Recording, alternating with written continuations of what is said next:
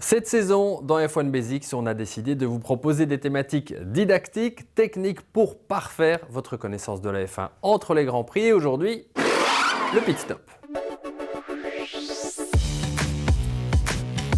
À chaque Grand Prix, un petit son bien connu déclenche la grande valse des passages au stade.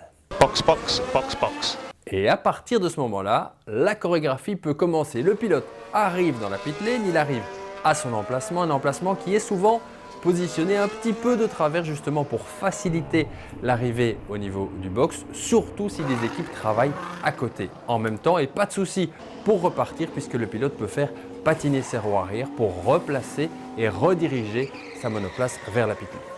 Première étape capitale, l'immobilisation du pilote. Il faut que les écrous des roues arrivent juste devant les mécanos qui tiennent les pistolets, et pour ça, on donne un repère d'arrêt des roues avant au pilote. Avant, on mettait une pancarte sur le poignet des mécanos qui retiraient les roues avant. À présent, on a le même genre de système avec le même genre de marque, mais au bout d'un manche qui est soulevé par un autre membre de l'équipe une fois que la voiture est immobilisée. Et l'immobilisation, c'est pas toujours le plus facile. Don't forget with every Overshot his pit box. À partir de là, la grande chorégraphie peut commencer avec 20 personnes actives sur la voiture, mais qui fait quoi dans ces arrêts? Dans ces 20 personnes, on l'a dit, un membre de l'équipe pour signaler au pilote où il doit arrêter ses roues avant, 2 mécanos pour soulever la voiture, un à l'avant, un à l'arrière, 2 pour stabiliser la voiture au niveau du centre de la monoplace et puis 2 à l'avant pour soit enlever des débris dans des entrées d'air ou alors effectuer quelques ajustements au niveau de l'aileron avant en fonction des demandes du pilote. La grosse partie du pit stop, évidemment, ça concerne les pneus avec 3 personnes par pneu, un qui dévisse et revisse l'écrou, un qui enlève le pneu usagé et un qui met le nouveau pneu. Ça fait 3, donc ça fait 12 personnes rien que pour changer les gommes. Au niveau de chaque roue, un pistolet pour pouvoir détacher les écrous, des écrous qui restent attachés aux roues pour encore accélérer le processus. Et puis ces pistolets, eh bien, ils sont reliés au portique qui se trouve au-dessus de la voiture, ils sont reliés électroniquement. À chaque fois que l'un des mécanos a terminé de revisser correctement le nouveau pneu, eh bien, il appuie sur un bouton et cela envoie un signal pour dire qu'on est près du côté de son pneu. Et il y a aussi un pistolet de rechange au niveau de chaque roue en cas de défaillance. Ce signal envoyé par les pistolets pour signaler que les roues sont bien attachées, ça nous amène à la dernière personne de ce grand ballet, le Lollipop Man, l'homme à la sucette comme on l'appelait avant, puisqu'il avait une sorte de grande sucette qu'il soulevait pour relâcher la voiture dans la pit lane. À présent, ça a été remplacé par un feu rouge qu'il actionne une fois que toutes les roues sont fixées pour relâcher la voiture dans la pit lane et puis en piste. Évidemment, c'est un rôle capital parce qu'il doit s'assurer que la voie est libre dans les stands et ça, c'est pas toujours assuré non plus.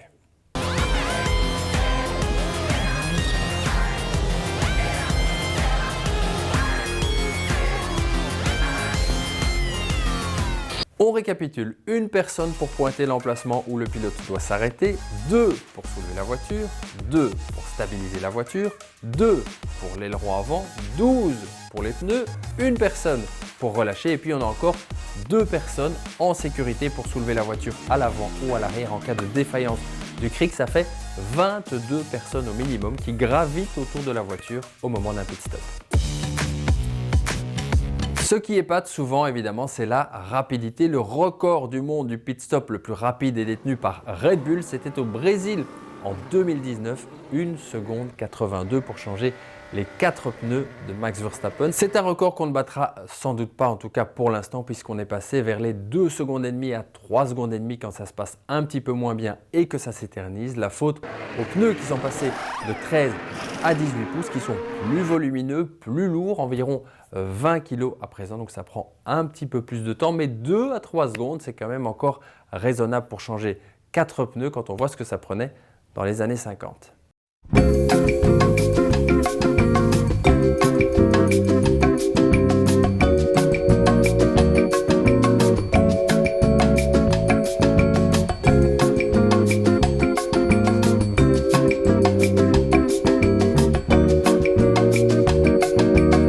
Remarque, faut pas remonter si loin pour que ça prenne plus d'1 minute.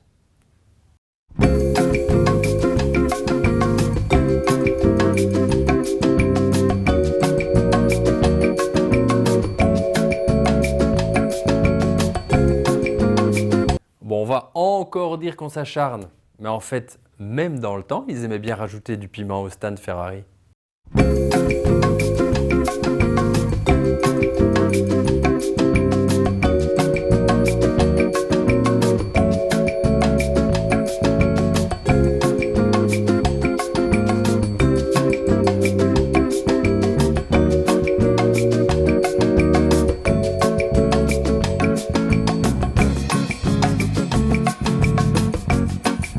On l'a compris, quand on voit les écarts en piste, c'est un moment capital, un moment où on peut tout perdre si cette grande chorégraphie est mal orchestrée. Et les équipes l'ont compris depuis longtemps avec des mécanos qui sont mis dans les meilleures conditions, qui sont entraînés physiquement également et qui s'entraînent durant un week-end de Grand Prix avec parfois jusqu'à 50 répétitions de pit stop sur l'ensemble d'un week-end.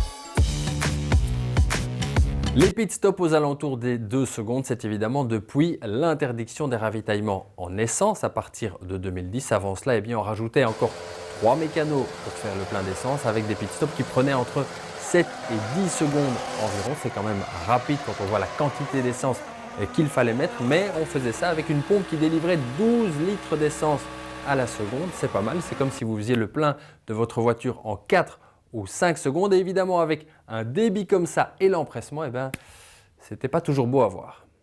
Oh, we got the fuel hose on Kovalainen's car. Oh, there was a fire in the pit lane as well. Oh, and fuel. That's the first time we've had a fuel splash. Oh my goodness me. Well now.